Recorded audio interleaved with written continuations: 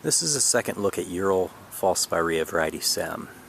This plant's been in the ground for its third season. It was started as a 3-gallon container, and the last time that we looked at it was about 3 or 4 months ago, and so it's had a little bit of a chance to fill in, and for a 3-year plant we can see that it's starting to put on some size.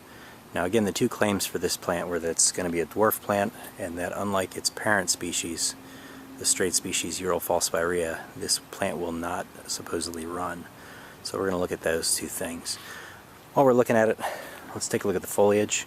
You can see that it's quite sumac-like at the time where it's opened. It's lost its reddish tinge, although in some of the newer foliage it does have a pretty chartreuse green against sort of an average green color. But again, the tips have started to lose its reddish tone. You can see that the flower species, or the flower heads that are on it, have started to open. And in some spots we have unopened parts that are sort of a greenish dot.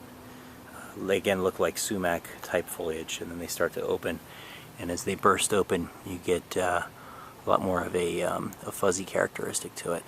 Now in terms of the spreading species, let's just look briefly at the bottom.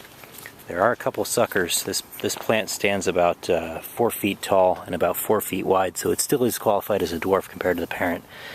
But I do note that there is a little bit of colonizing going on at the base. It's not bad at this point, but I'm going to keep a look at it in subsequent years to see how much it's starting to grow. So that's the overview of Sorbifolia, or sorbifolia, Sem Falsespirea. It's the second shot at this plant, and it's still doing great. It's still looking good, and still definitely a good addition to the garden.